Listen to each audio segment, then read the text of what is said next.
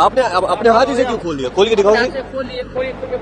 क्या कर रहे थे ईवीएम खोल के, भाई बताओ ना। बैटरी मेरे भाई निकाल रहे थे। बैटरी आपको वहाँ पे निकालनी चाहिए ना, बैटरी आप यहाँ क्यों निकाले? नहीं, आप कौन है, मतलब थोड़ा बता दीजिए मुझे। कोई नहीं, परेशान मत होइए, अपना थोड़ा परिचय बता दीजिए।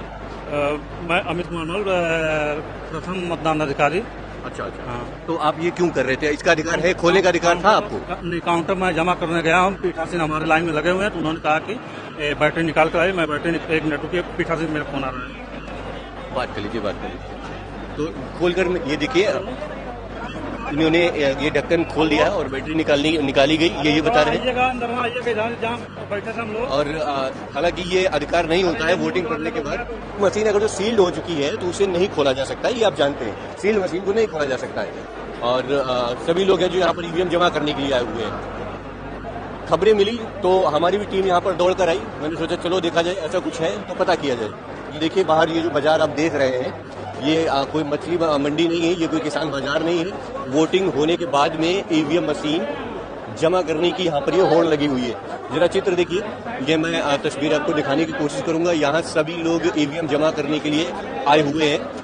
वोटिंग पड़ चुकी है, मैं अभी आजमगढ़ में हूँ, वोटिंग हो चुकी है। और वोट पड़ने के बाद ईवीएम देखिए, जरा ईवीएम मशीन में दिखाने की कोशिश करूंगा। ये देखिए सबकी ईवीएम रखी हुई है, सभी लोग की ईवीएम रखी हुई है। और लोग जमा करने के लिए यहाँ पर खड़े हुए हैं कि ईवीएम यहाँ पर जमा की जाए। बड़ी बड़ी इमारतें आप देख सकते हैं, इन इमारतों में ईवीएम को सुरक्षित रखा जाएगा। वोट पड़ने के बाद कैसे ईवीएम मशीन को सुरक्षित रखा जाता है और कैसे क्या प्रोसेस होता है, वो मैं आपको दिखाने बताने की कोशिश कर रहा हूँ। देखिए जरा, बड़ी बड़ी बहुत भयंकर यहाँ पर भीड़ लगी हुई है और भमक जैसे यहाँ से एक फील कर पा रहा हूँ। बहुत भयानक गर्मी यहाँ पर हो रही है। सभी लोग लगभग पसीना फेंक रहे हैं। ईवीएम मशीन सभी लोग के हाथ में, आप देख सकते हैं। तस्वीरें जरा दिखाइए, ये देखिए ईवीएम मशीन रखी हुई है। वोट डालने के बाद में ईवीएम मशीन को कैसे कहाँ पहुंचाया जाता है, ये मैं आपको दिखाने बताने की कोशिश कर रहा हूँ। और उधर भी एक लंबी लाइन लगी हुई है, कतार लगी हुई है, जो ईवीएम मशीन को अपने अपने काउंटर पर जमा करने के लिए खड़े हुए हैं। ये देखिए ईवीएम मशीन यहाँ पर रखी हुई है। देखिए ये आजमगढ़ है, आजमगढ़ में हम खड़े हैं और यहाँ का जो मैं दृश्य देख पा रहा हूँ, यहाँ का जो चित्र मैं देख पा रहा हूँ, वो बताने की आपको कोशिश कर रहा हूँ। और आप हमसे जुड़े रहने के लिए सब्सक्राइब करें YouTube पर, फॉलो करें Twitter पर और लाइक करें Facebook पर। और ज्यादा जानकारी के लिए आपको टाइप करना होगा सिर्फ न्यूज नशा। तमाम टीवी चैनल इस वक्त अपने एग्जिट को पोल दिखा रहे हैं। इनके एग्जिट पोल कितने सही हैं और क्या वाकई में जो कुछ जमीन पर घटा है वो एग्जिट पोल में निकल कर आ रहा है, या फिर एग्जिट पोल किसी और दिन के लिए एक बड़ी पटकथा लिख रहे हैं? क्या एग्जिट पोल तैयार कर रहे हैं, एक वो माहौल बना रहे हैं कि चुनाव के दिन अंतिम नतीजे जो आएंगे उससे पहले की बिसात बिछा दी जाए, या वाकई में एग्जिट पोल जमीन की हकीकत बता रहे हैं? टीवी चैनल्स के एग्जिट पोल बता रहे हैं कि 300 पार जा रही है बीजेपी, लेकिन क्या वाकई में 300 पार है? जनता का जो आक्रोश है, जनता की जो बात है, जिस तरह से लोगों के पूरे एक्सप्रेशन आए हैं निकलकर इस दौरान, 2019 में भी इस तरह से आलोचना का शिकार नहीं होना पड़ा था प्रधानमंत्री नरेंद्र मोदी को जितना इस बार होना पड़ा है। वो खुद कहते हैं कि मुझे इतनी गालियां दी जाती, मैं गाली प्रूफ हो चुका हूँ। वो खुद कहती कि आलोचना होनी चाहिए, मेरी बहुत आलोचना होती है। इस तरह की ही सिंपैथी कार्ड उन्होंने 2019 में भी चुनाव के दौरान खेला था, लेकिन इस बार ज्यादा हुआ। प्रधानमंत्री नरेंद्र मोदी ने लगभग हर एक को टीवी चैनल पर इंटरव्यू दिया। अब वही टीवी चैनल जो है उनके लिए एग्जिट पोल दिखा रहे हैं, उस एग्जिट पोल में बीजेपी को जिता रहे हैं। सिद्धांत जी, आपके साथ भी मैं कई बार ये चर्चा कर चुकी हूँ कि क्या वाकई में जो कुछ इस वक्त दिखाई दे रहा है, आप एस्ट्रोलॉजी के मुताबिक बताते हैं कि प्रधानमंत्री नरेंद्र मोदी पिछले 2 बार जो प्रधानमंत्री बने, 3 बार जो मुख्यमंत्री बने, ये सब उनकी कुंडली में दिखता था, लेकिन अब नहीं दिखता है, तो फिर एग्जिट पोल क्यों दिख रहा है? विनीता जी नमस्कार, आपके दर्शकों को मेरा प्रणाम। देखिए, मैं एस्ट्रोलॉजिकल कैलकुलेशन से जो बोल रहा हूँ मुझे जो दिख रहा है वो मैं बोल रहा हूँ, और मुझसे एग्जिट पोल के बारे में ओपिनियन अगर आप मांगेंगी तो मैं कहूंगा एग्जिट पोल कोई फाइनल फिगर नहीं होता, कभी भी नहीं होता। एक आध बार लकीली एग्जिट पोल के साथ रियल नंबर्स मिल गए होंगे, लेकिन एग्जिट पोल के साथ रियल नंबर उतने ज्यादा नहीं ही मिलते ज्यादातर। तो एग्जिट पोल की बात ठीक है, हो रहा है, उस पर चर्चा तो हम करेंगे ही, लेकिन फाइनल आंसर तो हमें 4 तारीख को रात तक मिल जाएगा, शाम तक। ज्योतिषीय गणना के अनुसार जो गणना मैंने की है भाजपा की कुंडली की स्थिति ऐसी नहीं है कि वो पूर्ण बहुमत तक जा सके। अब देखिए, हमारे एक मित्र नैरेटिव की बात कर रहे थे, तो चुनाव तो अब खत्म हो चुके हैं, अब तो कोई चुनाव बचा नहीं, हम नैरेटिव क्यों तैयार करेंगे? खास करके मुझे किसी नैरेटिव से कोई लेना देना नहीं। आपका माइक लेकिन सिद्धांत जी, एक बात बताइए कि एग्जिट पोल की जो स्थिति है वो अगर ये कहती है कि 300 पार बीजेपी जा रही है, तो अंतिम जो परिणाम निकल कर आएंगे वो इसके इर्द गिर्द होंगे, इससे बहुत ज्यादा इतर नहीं हो सकते हैं। तो क्या आपको वाकई में लगता है कि इस तरह के परिणाम आने वाले हैं जो कि एग्जिट पोल में दिखाई दे रहे हैं? क्योंकि एग्जिट पोल पिछले कुछ वक्त से, जब से बीजेपी की सरकार आई है, बार बार चौंका जाते हैं, लोग कुछ और सोचते हैं और एग्जिट पोल के नतीजे कुछ और कह जाते हैं। ऐसे में कई जगह पर बड़े बड़े वरिष्ठ पत्रकारों के आकलन धराशायी हो गए हैं। क्या वाकई में एग्जिट पोल इस तरह की परिस्थिति दिखा रहे हैं जो कि जमीन पर है, या फिर मैं एक बार फिर अपना सवाल दोहरा रही हूँ, या फिर ये कुछ और कहानी की बिसात है? जी, ऐसा ही कुछ है भी, जिसपे मैं बोलने से बचता हूं, क्योंकि मैं राजनीतिक आकलन करने से बचता हूं, राजनीतिक बातें बोलता हूं लेकिन बहुत कम बोलता हूं। ऐसा ही कुछ है, कुछ मैनिपुलेशन वगैरह वाली स्थिति तो है ही। और एक सत्य और मैं कहूं बिल्कुल निष्पक्ष तौर पे, ऐसा पिछले 40 सालों में या कम से कम 50 सालों में ऐसा कभी नहीं रहा कि जो पार्टी सत्ता में रही और उसने कुछ ना कुछ मैनिपुलेशन करने की कोशिश ना की। ये भी एक सत्य है। सीपीएम पश्चिम बंगाल में हमारे राज्य में 34 साल तक सत्ता में थी, और यहाँ के लोगों से आप पूछेंगे तो आपको पता चल जाएगा कैसे थे वो 34 साल तक। वोटर कार्ड से लोगों के नाम कटवा देना से लेकर वोट केंद्र तक न पहुंचने देना, घर से ही निकलना रोक देना, ऐसा सिर्फ पश्चिम बंगाल में नहीं और भी बहुत सी जगहों पे होता था। तो ये सब तो खैर पार्ट ऑफ द इलेक्शन है ही, जब तक कि हमारी मशीनरी, हमारा प्रशासन पूरी तरह से इन सब पे काबू नहीं पा लेता। हालांकि काबू पाने की कोशिश हमेशा होती रहती है, लेकिन फिर भी कुछ लूप होल्स हैं, और उन लूप होल्स के बारे में मैं यहाँ क्या ही बोलूं आपको। लेकिन मेरी अपनी ज्योतिषीय गणना जो है, एस्ट्रोलॉजिकल गणना जो है, भारतीय जनता पार्टी की, यानी पार्टी के अनुसार, और क्या कहते हैं, मोदी जी की कुंडली के अनुसार गणना जो है, मैं इस एग्जिट पोल से सहमत नहीं हूं। अगर एग्जिट पोल 300 से ऊपर दिखलाता है तो मैं इस एग्जिट पोल से सहमत नहीं हूं, मैं इतना कह सकता हूं। क्योंकि 2019 में Bharatiya Janata party maximum seat के पॉइंट तक पहुंच चुकी है। अब गुजरात में मान लीजिए 26 सीटें हैं, तो गुजरात में 52 सीटें तो नहीं आ जाएंगी ना। इस तरह ज्यादातर राज्यों में उनकी स्थिति ऐसी है कि वो 2019 में एक मैक्सिमम पॉइंट पर पहुंच चुके हैं, मैक्सिमम पॉइंट तक जा चुके हैं। और आपको यहाँ ये भी ध्यान देना चाहिए कि मोदी जी की रैलियों में इस बार भीड़ लगभग नदारद थी। ऐसी बहुत सी रैलियां रही जहां लोग नहीं थे, कुर्सियां खाली पड़ी हुई थी और मोदी जी भाषण दे रहे थे। ऐसा आपने भी देखा होगा न्यूज में।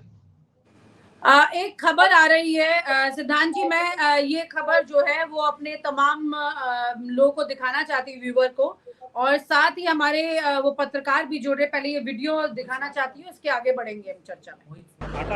आपने अपने हाथ इसे क्यों खोल दिया? खोल के दिखाओगे? आपने अपने हाथ इसे क्यों खोल दिया? खोल के दिखाओगे?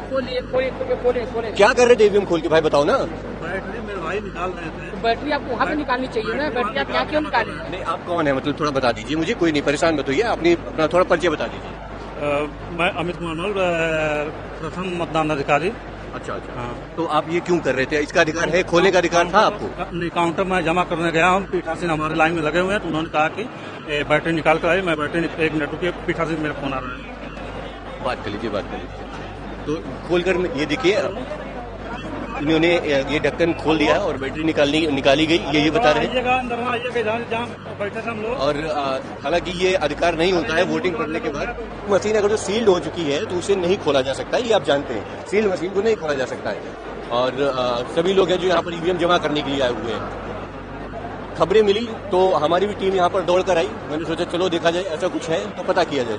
ये देखिए बाहर ये जो बाजार आप देख रहे हैं, ये कोई मछली मंडी नहीं है, ये कोई किसान बाजार नहीं है। वोटिंग होने के बाद में ईवीएम मशीन जमा करने की यहाँ पर ये होड़ लगी हुई है। जरा चित्र देखिए, ये मैं तस्वीर आपको दिखाने की कोशिश करूंगा। यहाँ सभी लोग ईवीएम जमा करने के लिए आए हुए हैं।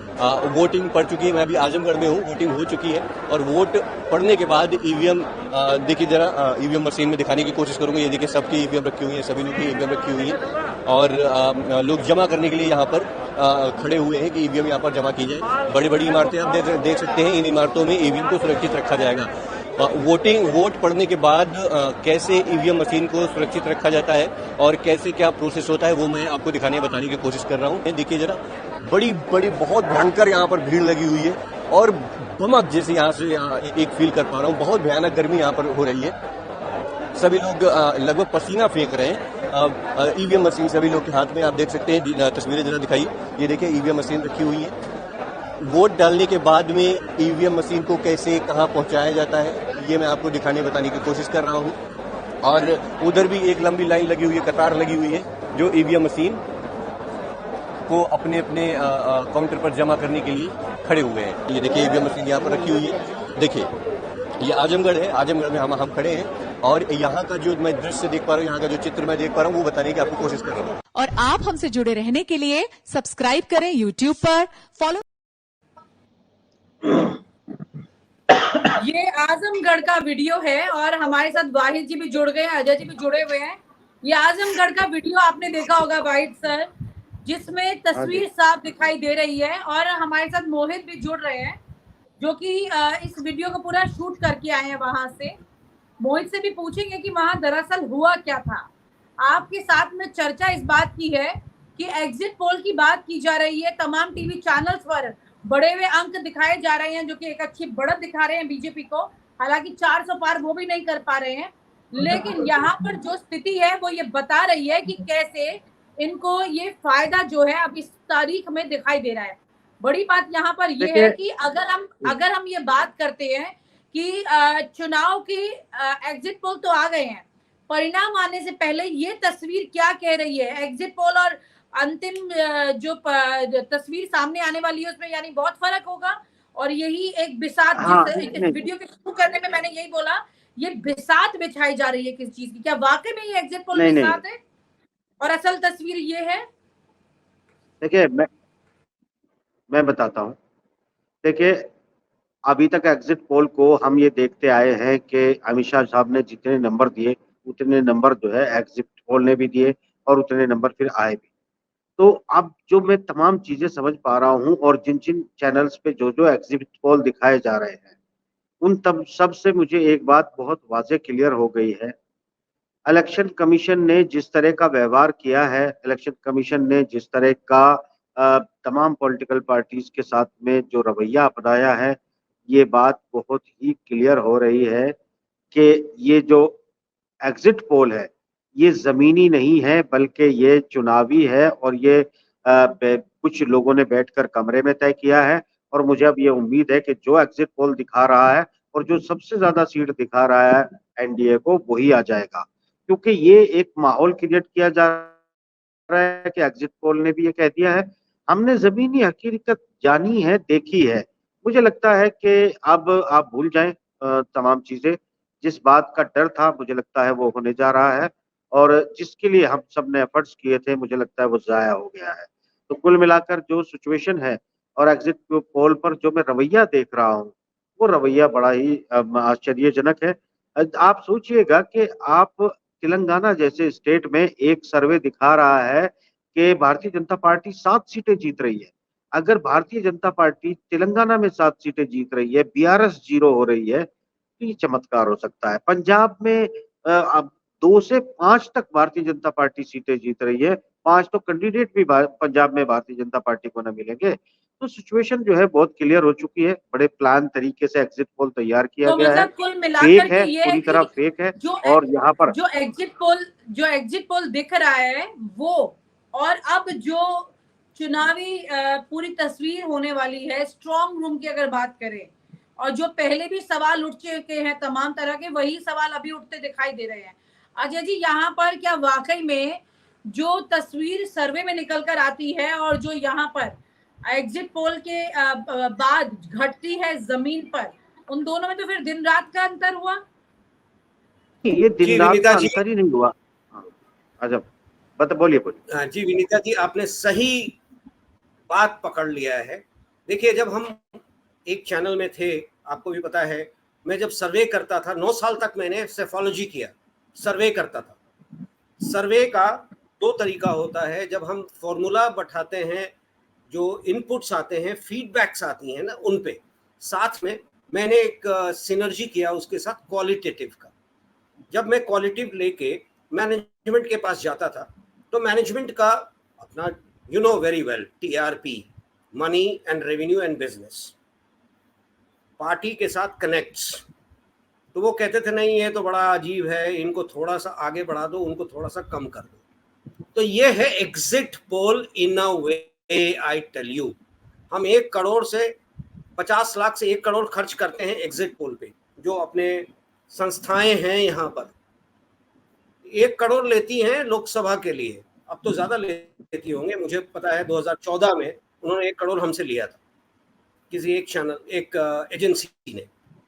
उनको भी समझ में नहीं आया, क्योंकि इनका फॉर्मूला होता है 1/3 of the constituency in the parliament. Parliament के 543 का 1/3 हम लेंगे। अब वो जब हम 1/3 जोड़ लिए, अब 1/3 में जो लेजिस्लेटिव असेंबलीज होती हैं उनका 1/3 लेंगे। हर पार्लियामेंट में 5 से 6 लेजिस्लेटिव असेंबलीज होती हैं। अब उनके बाद वो करते क्या है कि वोटर्स के पास जाएंगे और जो पोलिंग बूथ है उसका 1/3 लेंगे हम। कहां आप लेके आ रहे हो सच्चाई बंधु? एग्जिट पोल मैं क्वालिटेटिव करता हूं, मैं लोगों से बात करता हूं, मैं लोगों को फोन करता हूं, मैं उनकी भावनाओं को जानना चाहता हूं, और अकॉर्डिंगली एज अ जर्नलिस्ट मैं अपना सर्वे और प्रेडिक्शंस करता हूं। मुझे पता है ये गलत हो सकता है और सही हो सकता है, पर एक prediction on the basis of the people's connect वो बहुत जरूरी है। जबकि मैक्सिमम जितने नाम आप जोड़ लेना, जो कि चैनल्स पे, बड़े बड़े टीवी चैनल्स पे आज की तारीख में आप देख रही होंगी विनीता जी, एग्जिट पोल कर रहे हैं, या तो बैक्ड हैं किसी पार्टी से या TRP बैक्ड है। मैं उनकी बात नहीं करना चाहता, मैं सिर्फ यही कहना चाहता कि आज 1 जून खत्म हुआ, एग्जिट पोल पे हम आ गए हैं। एग्जिट पोल पे मेरा सर्वे जो है, मैं अपनी तारीफ नहीं कर रहा, मैं कह रहा हूं कि मेरा क्वालिटेटिव है। मैंने लोगों से बात की, अब कहां तक सच है गलत है ये तो 4 जून को पता चलेगा ना। पर सच्चाई ये है कि आज की तारीख में, विनीता जी आप माने ना माने, आज की तारीख में एक ऑप्शंस की अगर कमी है तो वोटर्स के लिए बड़ा प्रॉब्लमेटिक इश्यू हो जाता है। जब वो वोट बैंक, जब वो इलेक्टोरल बूथ पे जाता है वोट डालने के लिए, किसको दे? अगर दे दिया, रिजल्ट किसी के फेवर में आ गया, ज्यादा आ गया, तो लोग कहते EVM में गेम हो गया, पहले बैलेट्स में होता था जैसे। तो मेरा कहना है कि let's not get into it. आम जनता की बातों को हम देखिए, आम जनता इस बार मुझे लगता है 2024 में खुल के सामने आए हैं लोग, क्योंकि वोट परसेंटेज आप देख लें, लोग छुट्टियां मनाने गए थे वीकेंड्स में, इंटरेस्ट नहीं था वोट देने का। क्यों? क्योंकि लोगों को लगा कि इंटरेस्ट ही नहीं है वोट में, सरकार किसकी है, कौन चलाएगा, हमें क्या फायदा होगा। वोट परसेंटेज आप वोट परसेंटेज को इलेक्टोरल गेम के साथ देखते हो ना, रिजल्ट के साथ देखते हो। मैं देखता हूं कि वोट परसेंटेज में जो माइनस हुए हैं उनको देखो आप, क्यों छोड़ के गए, व्हाई डिडंट दे वोट, क्यों वोट नहीं किया लोगों ने? वीकेंड्स था, घर चले गए, कभी पहाड़ पे चले गए, कभी वीकेंड्स मनाने चले गए, क्यों गए? यानी कि इंटरेस्ट नहीं है देश में। देश का मतलब है कि किसी सरकार में कोई फेस ही नहीं है, जो है वही जीतेगा, जो नहीं है वो नहीं जीतेगा। दैट्स द ठीक है, थिंग। मतलब उदासीनता जो है वो वोटर में दिखाई दी, ये बात सच है और ये बात काफी अगर ये हद तक चर्चा का डेमोक्रेसी में विषय भी शुरू रही। हो जाए मैडम, ये अगर डेमोक्रेसी में शुरू हो जाए ना, तो 10% से 15% वोट आपको नहीं मिलेगा 2029 में। People are not interested in democracy. There is no face. किसको दे? जो मिलता है उसी को दे। जी ठीक है, सिद्धांत जी आप कुछ कहना चाह रहे हैं? मैं एक बार फिर से, वो एक इम्पोर्टेंट चीजें हैं, वीडियो है, मैं चाहती हूँ कि लोग उसे देखें, समझे कि एग्जिट पोल के बाद कौन सा बड़ा खेल है। जी मैं बोलूं? बड़ा शॉर्ट में बोलूंगा। मैं ये एग्जिट पोल के बारे में और हमारे मित्र अजय वर्मा जी जो बोल रहे थे, सर आप अपने पे मत लीजिएगा। मैं एक उदाहरण मुझे जो समझ में आता है, मुझे जो समझ में आया आज तक, वो मैं आपको बताने जा रहा हूँ। आज तक भारतवर्ष में जितने भी वोटर हैं, कभी भी 100% वोटिंग नहीं हुई। 60 to 70% वोटिंग को हमेशा बहुत अच्छी वोटिंग मान लिया जाता रहा है। ये आज की बात नहीं है, 30 साल 40 साल पहले की बात है। और वैसे भी जो एलिट क्लास के ऐसे बहुत से लोग हैं वो वोट देते ही नहीं। ये शुरुआती दौर है। दूसरी बात, ये जो सैंपल लेने की बात आती है ना, ये मैं सुनता हूँ। मैं आप पे उंगली नहीं उठा रहा, मैं बार बार आपको कहना चाह रहा हूँ कि इसको पर्सनल ना लीजिएगा। आप संजीदगी से करते होंगे, ज्यादा से ज्यादा लोगों तक पहुंचते होंगे, लेकिन ये एक बड़ी सिंपल सी बात है जो मैंने अनुभव की है और कई लोगों ने अनुभव की है कि मान लीजिए मैं आज 56 साल का हूं, 57 मेरी एज चल रही है इस वक्त, और मैं एक ऐसे राज्य में रहता हूं, पश्चिम बंगाल में, जो राजनीतिक रूप से बड़ा सजग राज्य है। माने पश्चिम बंगाल में राजनीति, चाय दुकान, मिठाई दुकान, परचून की दुकान हर जगह पे होती है। तो मेरे पास व्यक्तिगत तौर पे मैं कहूंगा, और अपने आसपास भी मैंने कभी नहीं देखा कि कोई सैंपल लेने आया हमारे पास, या हमें किसी ने आके पूछा कि आप किसी को वोट देना चाह रहे हैं या किसे नहीं देना चाह रहे हैं, क्या आपकी राय है, ऐसा कभी नहीं हुआ। मेरी बात खत्म है। विनीता जी। जी सिद्धांत जी, नहीं मैं भी एक सवाल चीज सिद्धांत जी आपसे जोड़ देता हूँ, सुन लें। सिद्धांत जी सुन सर, लीजिए। एक चीज मेरी बात करी सिद्धांत जी, इन्होंने एस्ट्रोलॉजी सिद्धांत जी, स्टार्स की बात की थी, स्टार्स की बात की थी, एस्ट्रोलॉजी की बात की थी। सर मैं आपसे पूछना चाहूंगा, एस्ट्रोलॉजी, स्टार्स, मेरे स्टार्स तो बड़े अच्छे हैं। मुझे अगर मैं किसी एस्ट्रोलॉजर से मिलता हूं तो वो कहते हैं आपको सीईओ होना चाहिए था, किसी चैनल का हेड होना चाहिए था। मैं आज सर्वे कर रहा हूं, तो मेरा वो नहीं कहना है। देखिए, स्टार्स का पोजीशन प्लेसमेंट के हिसाब से होता है। स्टार्स का पोजीशन एज और टाइम के हिसाब से होता है। शायद आपको गलत टाइमिंग मिल गया हो, मेरा वो नहीं कहना। एस्ट्रोलॉजिकली हम किसी चीज पे डिफाइन नहीं कर सकते ना। आम जनता की बात जो है वो डिफिनेशन के साथ आता है, क्योंकि वो हमसे 1-on-1 है। हम एस्ट्रोलॉजिकली, हम तो, सॉरी सर, अभी एक मेरे पास अभी तुरंत आया है कि सर आपने जो रिजल्ट दिया है वो गलत है, क्योंकि फलौदी बाजार जो है वो इतना दे रहा है। मैंने कहा फलौदी बाजार या डेटा या जो ब्लैक मार्केटर्स हैं, they are going in for the marketing, they are going in for the business. Everybody has a business, sir. Survey is also business. Survey is also business. Survey is also business. हाँ, मैं भी एक सवाल कर लेता हूँ। सिद्धांत जी, आप कलकत्ता में बैठे हैं, बंगाल में बैठे हैं, मैं आप जरा बताएं मुझे, एक एजेंसी दिखा रही है सर्वे में कि भारतीय जनता पार्टी को बंगाल में 43% वोट मिला है और टीएमसी को 42% वोट मिला है। अब इस पे आपका क्या रद्द अमल है, पहले आप अपना दें, क्या ये पॉसिबल है? 2022 के विधानसभा चुनावों में बीजेपी और तृणमूल कांग्रेस के परसेंटेज में या वोटों की गिनती में 17-18 लाख का अंतर था। हाँ, 17-18 लाख का, यानी 17-18 लाख टीएमसी को ज्यादा मिले थे और बीजेपी को 17-18 लाख कम मिले थे। तो परसेंटेज इस बार- बीजेपी का 2000 इस बार जो है शेयर ये है कि बीजेपी हाँ। को ज्यादा मिले हैं और टीएमसी को कम मिले हैं। हाँ, हो सकता है, मैं बिल्कुल पूरी तरह से डिनाई नहीं करूंगा, हो सकता है कोई आकलन आया हो Is it और based हो on the सकता है stars? कि मिले हो सकता है, लेकिन मैं जमीनी स्थिति पे जो यहाँ देख रहा हूँ, जो मैं समझ रहा हूँ, 19 में जो हाइप और हवा थी और 2022 में जो हाइप और हवा थी, उस वक्त लगा था कि बीजेपी विधानसभा चुनाव जीत के अपना मुख्यमंत्री बना देगी, तो उस वजह से भी उस वक्त समर्थन बहुत बढ़ गया था। अभी 2024 में वो स्थिति नहीं है। मैं अपनी उस स्थिति के अनुसार बोल रहा हूं कि ये आकलन गलत भी हो सकता है। मैं भी एक और अपनी स्थिति बता दूं। मैं सिद्धांत जी अपनी स्थिति एक और बता देता हूं।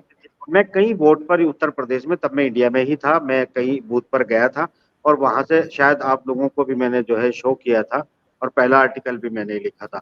मैं अपनी सिटी में कम से कम ये देख सकता था कि भारतीय जनता पार्टी के जो वोटर्स हैं उनके बूथ खाली पड़े थे और जो विपक्ष के बूथ है वो भरे पड़े थे, और ये मैंने अपनी आंखों से देखा था।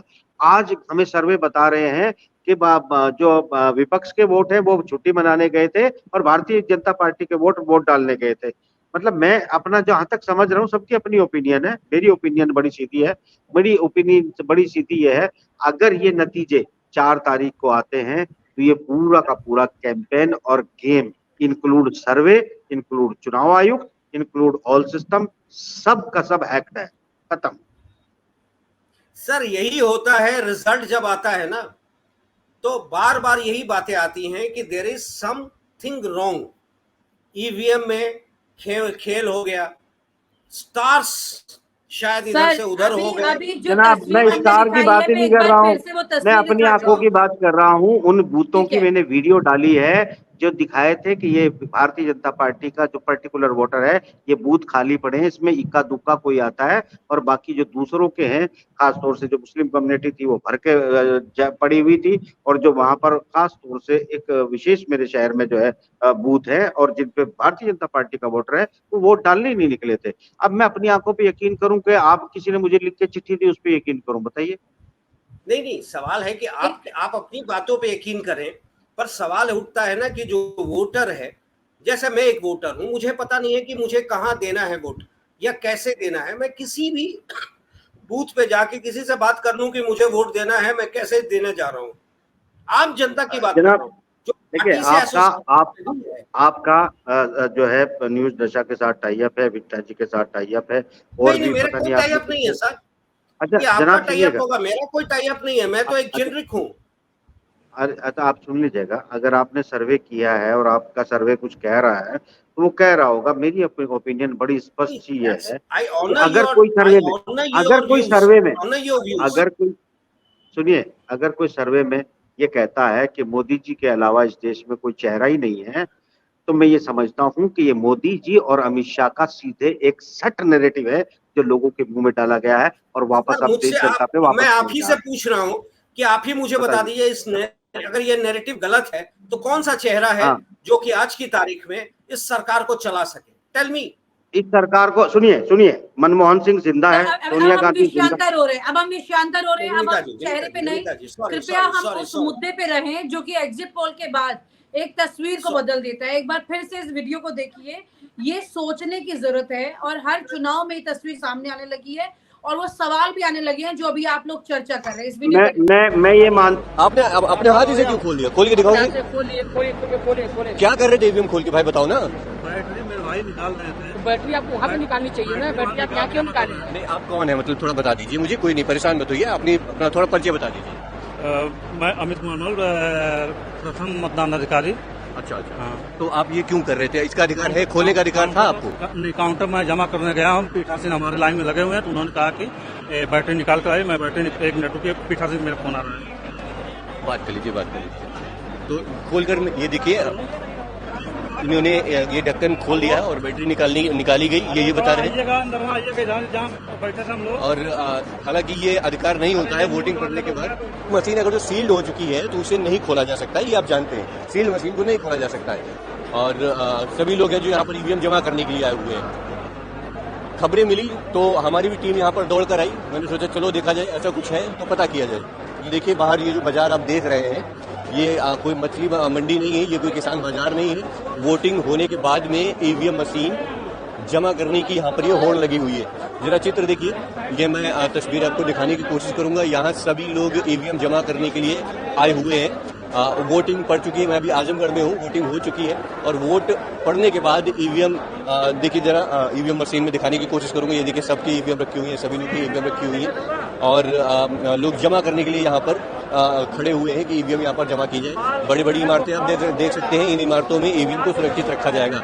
वोट पड़ने के बाद कैसे ईवीएम मशीन को सुरक्षित रखा जाता है और कैसे क्या प्रोसेस होता है वो मैं आपको दिखाने बताने की कोशिश कर रहा हूँ। देखिए जरा बड़ी बहुत भयंकर यहाँ पर भीड़ लगी हुई है और बमक जैसे यहाँ से एक फील कर पा रहा हूँ। बहुत भयानक गर्मी यहाँ पर हो रही है।